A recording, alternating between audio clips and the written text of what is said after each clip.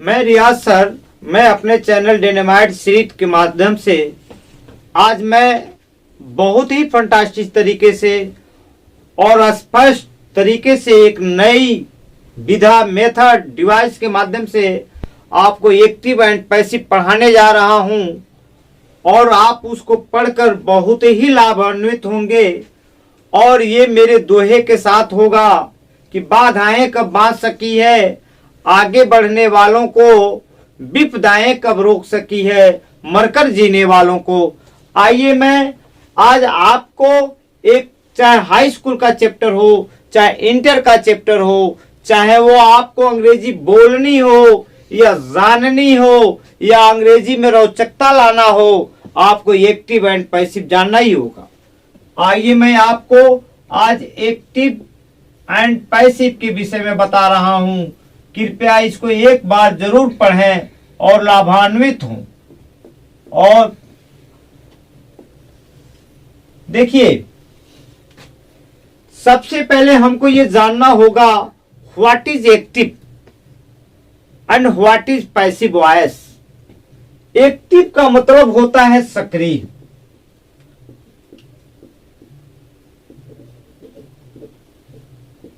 और पैसिव का मीनिंग होता है निष्क्रिय।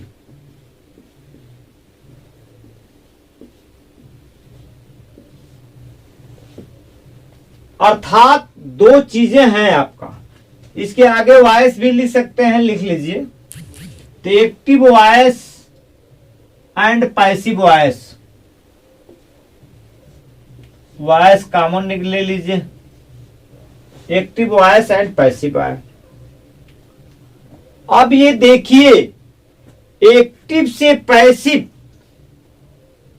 19 वाक्यों को, 19 सेंटेंसों को बनाया जा सकता है जिसमें ऑब्जेक्ट हो। यदि उस वाक्य में ऑब्जेक्ट नहीं है तो आप एक्टिव से पैसिव नहीं बना सकते हैं। तो सर, जैसे अगर कहें कि ही गोज, अब ही गोज को तो आप बना नहीं सकते। इसलिए नहीं बना सकते तो उसमें क्या है, आपके कर्म नहीं है। यदि वाक्य में कर्म नहीं है तो उसको एक्टिव से पैसिव नहीं बना जा सकता है। अब firstly you have to know what is object. क्या ऑब्जेक्ट है, कर्म कारक क्या है, अर्थात कर्ता का प्रभाव जिस पर पड़ता है उसी को कर्म कहते हैं। या दूसरी भाषा में मैं ये कहूं कि कर्ता जिस कार्य को करता है उसको ही ऑब्जेक्ट कहा जाता है। उसको हम क्या कहते हैं, ऑब्जेक्ट कहते हैं। और मैंने ये बताया सर्वप्रथम कि एक्टिव से पैसिव उन्हीं वाक्यों को बनाया जा सकता है जिसमें कर्म हो। आइए देखिए, क्या ये आप बता सकते हैं कि ही गोज का, आपका ही गोज का क्या बताइए कि इसका पैसिव वॉइस बनेगा? नहीं, क्योंकि इसमें ऑब्जेक्ट नहीं है। तो सब्जेक्ट से ऑब्जेक्ट कहने का मतलब है उन्हीं वाक्यों को बनाएंगे जिसमें क्या होना चाहिए, कर्म होना चाहिए। आइए मैं एक उदाहरण और लिख रहा हूं। जैसे मानिए आपका एक एक्टिव वॉइस में लिख रहा हूं, आई लव यू।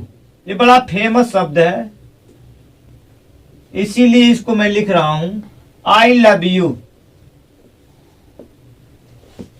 आप ये देखेंगे कि इसमें आई लव यू, मैं आपसे प्यार करता हूं या तुमसे प्यार करता हूं।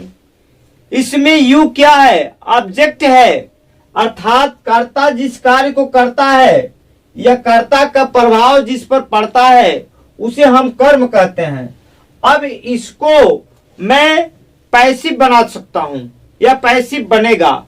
एक बात आपको और ध्यान रखना होगा कि जिस वाक्य में जितने ऑब्जेक्ट होंगे वो उसी प्रकार से, उतने प्रकार से उसको हम पैसिव वॉइस बना सकते हैं। जैसे अब इसका जो पैसिव वॉइस होगा तो आप देखेंगे ये प्रेजेंट इंडेफिनिट टेंस है, तो प्रेजेंट इंडेफिनिट टेंस में ये होता है कि सर्वप्रथम हम ऑब्जेक्ट को सब्जेक्ट के रूप में लाएंगे। आप थोड़ा सा याद कर लीजिए, आई का जो है, आई का ऑब्जेक्टिव केस मी होता है, यू का ऑब्जेक्टिव केस यू ही होता है, दे का ऑब्जेक्टिव केस देम होता है, ही का ऑब्जेक्टिव केस हिम होता है, सी का ऑब्जेक्टिव केस हर होता है,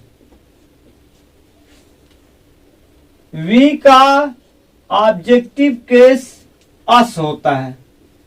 ये तो आपको मस्ट लर्निंग करना होगा कि आई का ऑब्जेक्टिव केस मी हुआ, यू का ऑब्जेक्टिव केस यू हुआ, दे का ऑब्जेक्टिव केस देम हुआ, ही का ऑब्जेक्टिव केस हिम हुआ, सी का ऑब्जेक्टिव केस हर हुआ, तो वी का ऑब्जेक्टिव केस अस हुआ। फर्स्टली इसको आपको याद करना होगा। ये मैं अब आइए, इसमें एक दोहा है कि सब्जेक्ट को ऑब्जेक्ट बनाकर हेल्पिंग वर्ब तैयार करो। सब्जेक्ट को ऑब्जेक्ट बनाकर हेल्पिंग वर्ब तैयार करो, इसमें बाई से श्रृंगार करो। Imperfect tense means continue, imperfect tense की बात क्या बताऊं या कंटिन्यूस टेंस की बात क्या बताऊं, इसमें बीइंग जुड़ जाता है, नियम तो पूर्वत रहते, पैसिव सुंदर सुझ जाता है। कहने का मतलब सब्जेक्ट को ऑब्जेक्ट बनाकर बाई से श्रृंगार करो, ऑब्जेक्ट को सब्जेक्ट बनाकर हेल्पिंग वर्ब तैयार करो। तो यह तो ही इंडिफिनिट की बातें। इम्परफेक्ट को भी याद करो, इसमें केवल बीइंग लगाकर उपयुक्त नियम उतार भरो। परफेक्ट टेंस की बात क्या बताऊं, इसमें बिन जोड़ा जाता है, नियम तो पूर्वत रहते, पैसिव सुंदर सज जाता है। अब आपका खत्म, बस इसी दोहे के साथ आप आइए। आपको सर्वप्रथम अगर ये प्रेजेंट टेंस है तो आपको इज और क्रिया की थर्ड फॉर्म लगाना है। आइए जरा पैसिव में इसको बनाऊं। ये होगा यू को आपको ऑब्जेक्टिव केस में है तो आपको सब्जेक्टिव केस में लाना होगा। तो यू का हम जानते हैं, अभी अभी मैंने लिखवाया है कि यू का जो ऑब्जेक्टिव केस होता है वो सब्जेक्टिव भी होता है। तो यू हो जाएगा यू। अब यू क्या है, बहुवचन है, तो यू आर और क्रिया के हमेशा थर्ड फॉर्म में रहेगी। You are loved by. अब जो ये आपका ऑब्जेक्टिव केस है, इस सब्जेक्टिव केस है, इसको ऑब्जेक्टिव केस में लाएंगे तो आई का अभी अभी मैंने लिखाया मी। अब इसकी हिंदी क्या होगी आप ये जानिए। यू आर लव्ड, आपके द्वारा मुझसे प्यार किया जाता है, आपके द्वारा मुझसे प्यार किया जाता है। एक और देखिए जरा, active voice.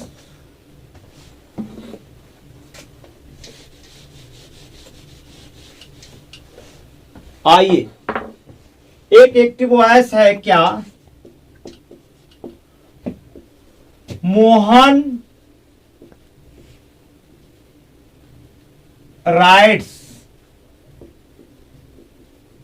Mohan writes a letter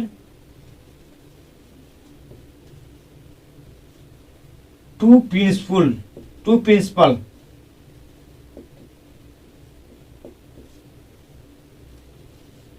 अब आप देखिए इसमें दो ऑब्जेक्ट हो गया, एक तो ए लेटर हुआ और प्रिंसिपल हुआ। इस तरह जिस वाक्य में जितने ऑब्जेक्ट होंगे उनके उतने ही पैसिव बनाए जाएंगे। अब इसका पैसिव क्या बनेगा, पैसिव वॉइस, चूंकि ये सेंटेंस का प्रेजेंट इंडेफिनिट में है, इसलिए अगर आप ए लेटर से लिखिए। आइए, ए लेटर, अब चूंकि इंडेफिनिट में ए लेटर इज, अब क्रिया की third form, a letter is written a letter is written by, a letter is written by Mohan to principal.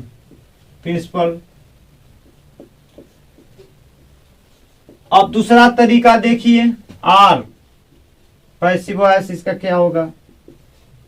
अगर प्रिंसिपल को आप सब्जेक्टिव रूप में लिखना चाहते हैं तो प्रिंसिपल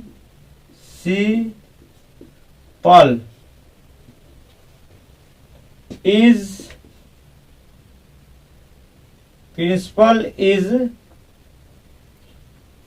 रिटन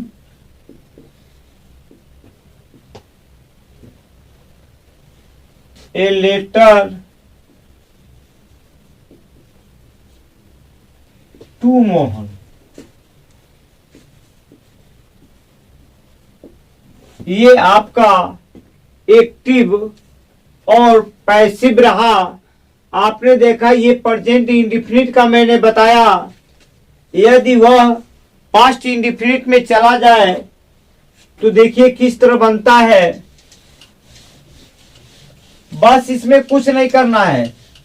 यदि वो पास्ट इंडिफिनिट में है तो वाज और वेयर लगा देंगे और क्रिया की थर्ड फॉर्म रहेगी और जो ऑब्जेक्ट है वो सब्जेक्ट बन जाएगा और जो सब्जेक्ट है वो ऑब्जेक्ट बन जाएगा।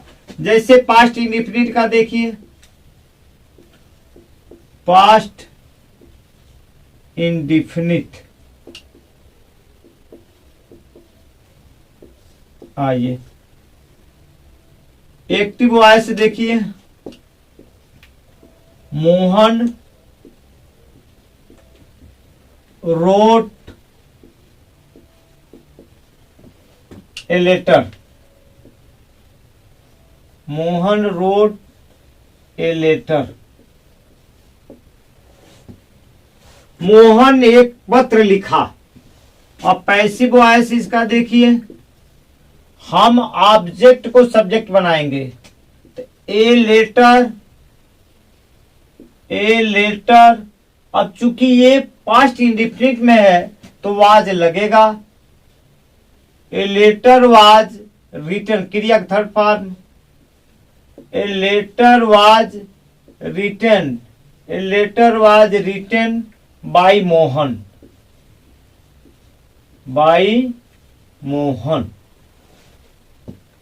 आपने ये देखा ये कितना फंटास्टिक और आसान है। थोड़ा सा भी ध्यान दे देंगे आपको 2 नंबर प्राप्त हो जाएगा। अब मैंने आपको पास्ट इंडिफिनिट को बताया और अगले टर्म को मैं इम्परफेक्ट कह लीजिए, कंटिन्यूअस कह लीजिए, उसको बनाऊंगा और इसी के विश्वास के साथ आप पढ़ेंगे। जरूर पढ़िए, एक बार जरूर इसको देखिए। आपको और लोगों से और मेरे पढ़ाने में बहुत ही इंटरेस्टेड और आसानी से आपको समझ में आएगा।